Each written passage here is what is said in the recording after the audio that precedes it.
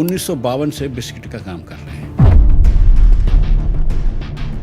میں پورٹ سے گاڑیاں خریدتا تھا 14 سال کی عمر میں کسٹم کے آکشن سے, اور گاڑیاں بیچتا تھا, تو گاڑیوں کا کام کرتا تھا, پیسے کماتا تھا.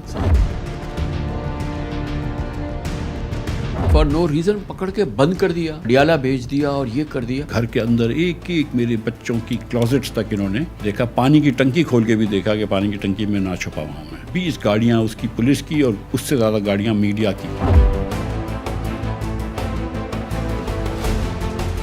پیٹرول کی پرائز وہ $124 کی چلی گئی. نقصان ہو گیا $70 کا ڈیزل پہ اور $40 کا پیٹرول پہ. اتنا سستا ہم بیچ رہے تھے کہ ایران سے اسمگل ہونا بھی بند ہو گیا. لوگوں نے کہا یہی زیادہ سستا ہے. سعودی عرب کے وزیر نے مجھے کہا کہ تم ہم سے سستا ڈیزل بیچ رہے ہو. فوج کے بھی اس میں تھے کہ یار یہ تم لوگ کیا کر رہے ہو, کیا بینکرپٹ کراؤ گے. پھر آخر کار جو ہے وہ ایک دن ندیم انجم صاحب شہباز صاحب کے پاس آئے اور انہوں نے ان کو سمجھایا کہ پیٹرول بڑھا دیں. مگر اس پہ بھی ناراضگی تو ہوئی نا, میاں صاحب ناراض ہو گئے. شہباز صاحب بول نہیں سکتے تھے میاں صاحب کے سامنے بھی, نہ اپنی بھتیجی کے سامنے. وہ بولتے تھے تم لوگ بات کرو.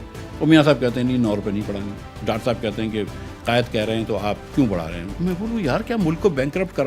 بولوں یار کیا ملک کو بینکرپٹ کراؤں گا. واشنگٹن میں جنرل ندیم انجم اس وقت DGIS تھے, وہ گئے ہوئے تھے, تو ان کی IMF کے چیف سے 1-on-1 میٹنگ ہوئی تھی. IMF کے اندر بھی 2 رائے تھی. ایک رائے یہ تھی کہ پاکستان کو بینکرپٹ ہونے دو ایک مرتبہ تو وہ ذرا صحیح ہو جائیں, اور دوسری رائے یہ تھی کہ نہیں ان کو بچا لو لیکن ان کے اوپر سخت کنڈیشن رکھو.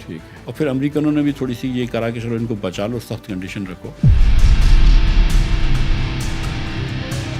ڈار صاحب بڑا غصے سے بات کرتے تھے. میں نے ایک دن شاید بھائی کو کہا تھا کہ یہ نوکری جائے بھاڑ میں, مجھے یہ نوکری کی ضرورت نہیں. اگر انہوں نے بدتمیزی سے بات کری تو میں نہیں چھوڑوں. منسٹری میں جو گورنمنٹ کی سوورن کمٹمنٹ تھی وہ آپ نے بریچ کی اور آپ نے CBT لگا دیا. یہ کس موڈ میں آپ نے کر دیا تھا؟ میں یہ سمجھا کہ یہ انکم ٹیکس لگ رہا ہے. یہ اس چیز پہ ٹیکس لگا تھا جو ویلیو ڈکلیئرڈ تھی, اس پہ CVT نہیں لگنا چاہیے, اور یہ میں نے غلطی کی. میں تو معافی مانگ چکا ہوں. سین کو ڈسکرائب کریں when all of a sudden you are fired. سلیمان شہباز کا فون آ گیا کہ یار کل آپ آ جائیے ملنے کے لیے میرے اپارٹمنٹ ابا سے, بڑے میاں صاحب بھی ہوں گے. تو وہاں پہ 13-14 لوگ بیٹھے ہوئے تھے. محسن نقوی صاحب بھی تھے, ڈار صاحب تھے, میاں صاحب تھے.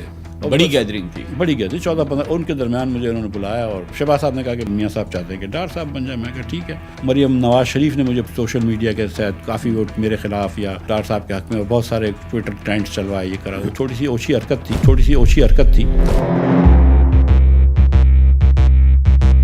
میاں صاحب مثال کے طور پر فری مارکیٹ میں بلیو کرتے ہیں, ڈاکٹر صاحب بالکل نہیں کرتے.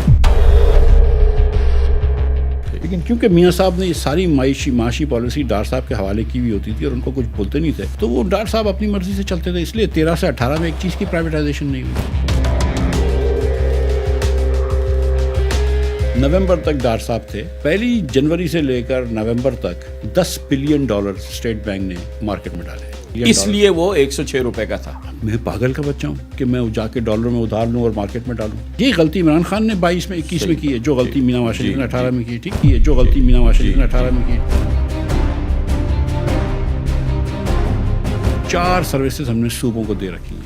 تعلیم صوبہ فیل ہو گئے, صحت صوبہ فیل ہو گئے, پولیس صوبے فیل ہو گئے, واٹر سیوریج روڈ رستہ فار دا موسٹ پارٹ صوبے فیل ہو گئے. وفاق کیا کرتا ہے؟ ٹیررزم اینڈ سیکیورٹی فیل ہو گیا. بجلی اینڈ گیس, خطے کی مہنگی ترین بجلی, خطے کی مہنگی ترین گیس. حکومت پاکستان کی گورننس جو ہے وہ کمپلیٹلی فیل ہو چکی.